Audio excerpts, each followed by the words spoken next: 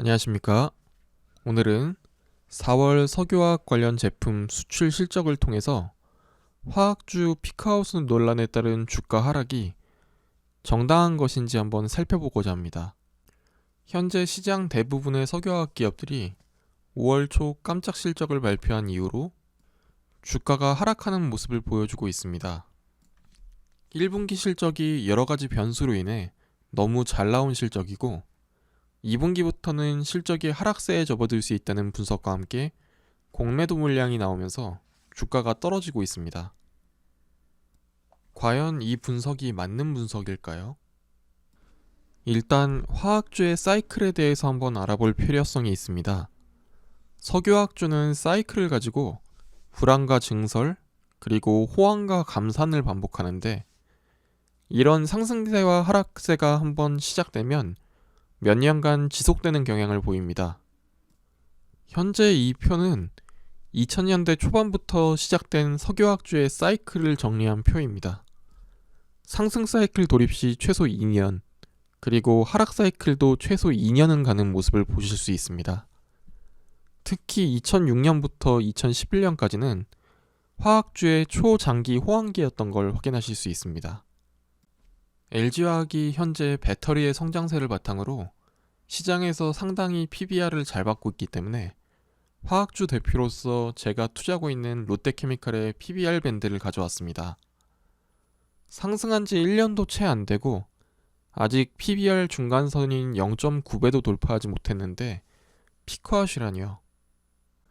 결국 피크아웃의 근거가 저번 영상에서 제가 보여드렸다시피 전분기 대비해서 스프레드가 일부 빠진 걸로 추정이 된다인 건데, 여러분 이 그래프의 끝에 있는 저 그래프가 추세 하락의 시작이라고 누가 설명할 수 있겠습니까? 저 스프레드 고점에서 약간 꺾인 것을 바탕으로 주가를 적어도 10%, 많게는 20% 이상도 꺾은 걸 보면서 공매도 이슈도 있지만 참 시장이 민감하게 반응하고 있구나 하는 생각이 들었습니다. 오늘은 기존에 다루지 않았던 금호석유부터 한번 다뤄보겠습니다. 일단 현재 가장 중요한 건 역시 MB 라텍스인데요. 저번 주 영상 이후 업데이트된 수출 통계를 바탕으로 가져온 단가입니다. 수출 물량도 전반기보다 많이 늘었고 금액도 증가하신 것을 볼 수 있습니다. 계산해보시면 톤당 단가도 증가한 것을 확인하실 수 있는 거죠. 일단 라텍스 업황은 2분기에도 실적이 1분기보다 더 좋을 것으로 예상됩니다. 그럼 다른 부분을 한번 살펴보겠습니다. SB 라텍스 그리고 SBR. 보통 가장 많이 사용되는 분야가 타이어 분야인데요. 이쪽은 어떨까요? 이번 달 미국 소비자 물가지수 발표 당시 중고차 시세가 상당히 이슈가 됐던 적이 있습니다. 반도체 품귀 현상으로 인해서 신차 출고가 미뤄지고 있고 미국의 백신 접종이 상당수 진척되면서 미국인들이 거의 중고차 시장을 싹쓸이해가는 느낌으로 중고차를 구입해가고 있는데요. 여러분도 중고차 구입하시면 가장 먼저 바꾸는 소모품이 타이어입니다. 이미 4월부터 타이어에 대한 품귀 현상이 보이기 시작했는데요. SB라텍스의 수출 물량 데이터입니다.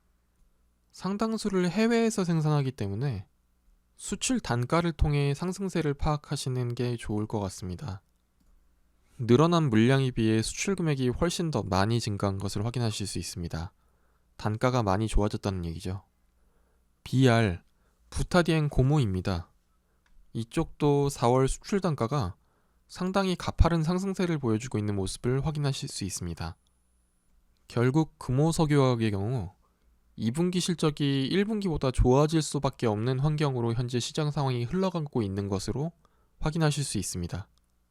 롯데케미칼과 LG에서 주로 생산하고 있는 인조 대리석에 대해서도 한번 살펴보겠습니다. 저번 영상에서 미국의 주택 경기, 특히 리모델링 관련과 주택 관련된 경기가 엄청 좋다고 말씀드렸었는데요. 수출 통계에서 바로 확인하실 수 있습니다. MMA의 단가가 더 좋아진 것을 확인할 수 있습니다. 참고로 MMA의 주 수출 물량은 터키에서 생산을 해서 나가는 것으로 알고 있습니다. 이 통계는 잡히지 않겠죠. 전체 업황을 살펴볼 수 있는 고밀도 폴리에틸렌 시세를 한번 살펴보겠습니다. 재고도 낮아지고 있고 가격도 급등하고 있는 것으로 확인되고 있었는데요. 4월 실적을 보시면 알겠지만 단가가 매우 좋아지고 있는 것을 확인하실 수 있습니다. 다음은 고밀도 폴리에틸렌입니다. 이쪽도 단가가 매우 좋아지고 있습니다. 현재 이쪽 업황을 가장 잘 보여주고 있는 것은 역시 폴리프로필렌 시세입니다. 수출 기준으로 역대급 단가를 보여주고 있습니다. 전달보다 줄어든 수출 물량이 좀 걸리는데요. 세계에서 가장 관련 제품을 많이 생산하고 있는 중국의 재고가 계속 줄어들고 있고, 결국 하반기 해운 업황이 회복되면서 미국, 유럽과 동아시아 간의 시세 차이가 줄어들 것으로 예상되고 있습니다. ABS 쪽도 크게 주목이 되는 부분입니다. 현재 단가가 그냥 좋은 것으로 마냥 추정만 하고 있었는데 4월 보시면 수출 단가도 거의 역대급에 근접하고 있는 모습을 보여주고 있습니다. 이때까지 확인해본 수출 관련 통계와 금액들을 확인해보면 공통점이 있습니다. 1분기 실적이 1, 2, 3월로 나눈다면 보통 3월이 가장 좋았는데 현재 4월 기준으로 이미 3월 평균치보다 더 나은 실적을 보여주고 있는 종목들이 대부분이라는 겁니다. 1분기의 1월을 기준으로 4월을 살펴보면 동기간 대비 적어도 10% 이상, 많은 부분은 30% 가까이 마진이 늘어난 모습을 확인하실 수 있습니다. 이 상황에서 2분기 실적이 1분기 실적보다 나쁘게 나올 수 있다고 예상하는 것은 약간 넌센스 같습니다. 에틸렌 글리콜의 경우 대부분의 캐파가 미국에 있는데 1분기 미국 자회사의 영업이익률이 20%에 근접합니다. 업황이 약간 꺾이더라도 상당한 수준의 영업이익을 쌓아줄 것으로 기대할 수 있습니다. 미국 다우케미컬의 일부 관련 설비도 원인을 모를 고장 때문에 2분기에 수리에 들어가게 됩니다. 약 2, 3개월 동안 보수에 들어갈 예정이고요.